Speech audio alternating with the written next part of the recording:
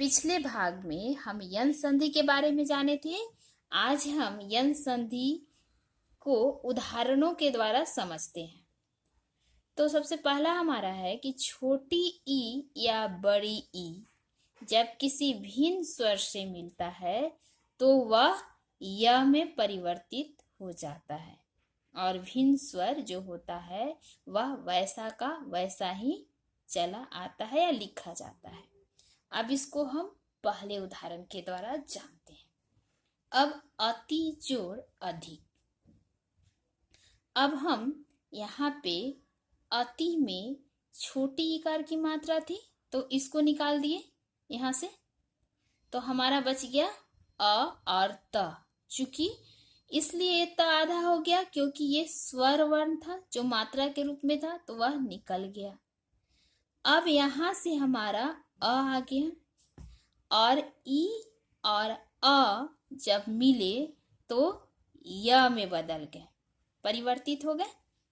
और बचा हुआ हमारा जो ये शब्द था ये हम यहाँ पे लिख दिए और एक जो हमारा भिन्न स्वर जो था वह उसी रूप में यहाँ पे आ गया।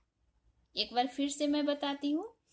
अति जोड़ अधिक में अति जो शब्द था इससे हमने छोटी इकार की मात्रा निकाल ली तो ये बच गया अत, जो हमने यहाँ लिखा त आधा हो गया।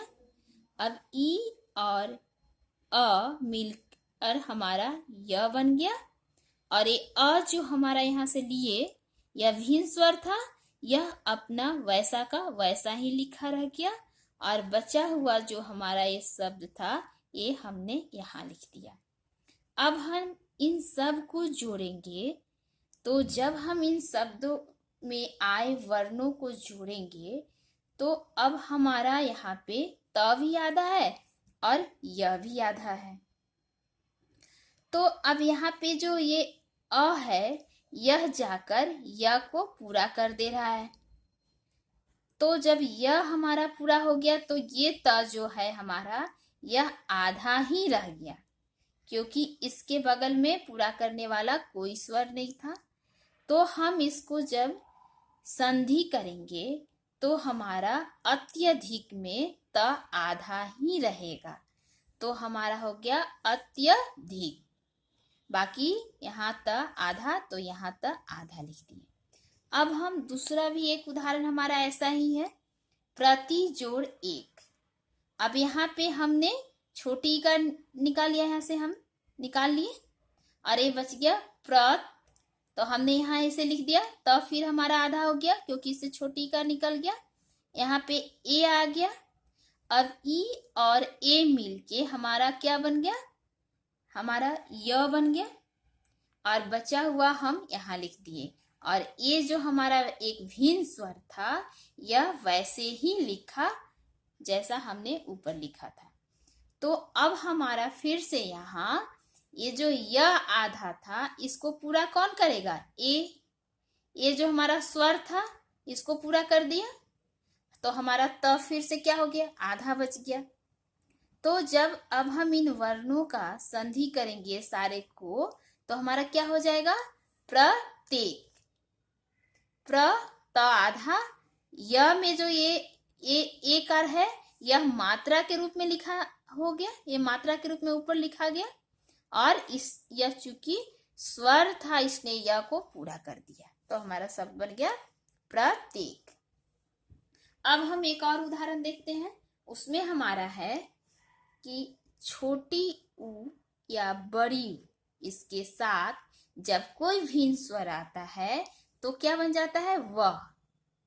अब फिर से हम एक उदाहरण के द्वारा देखते हैं, सु जोड़ आगत।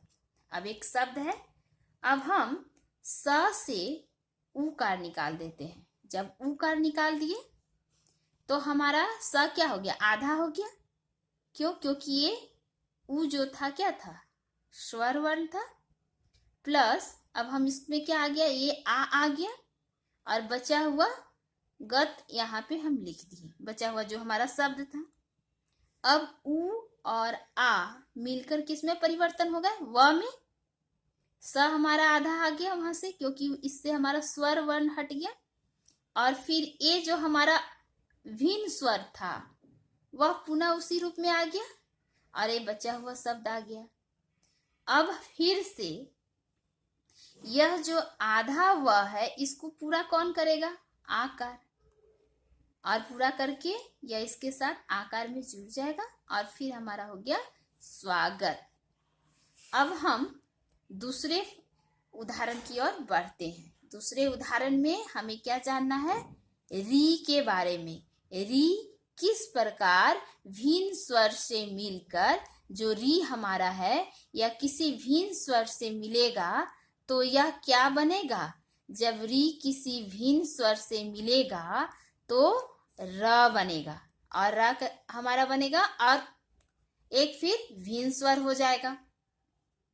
अब हम इसको उदाहरण के द्वारा देखते हैं। अब हमारे पास शब्द है मातृ जोड़ आदेश।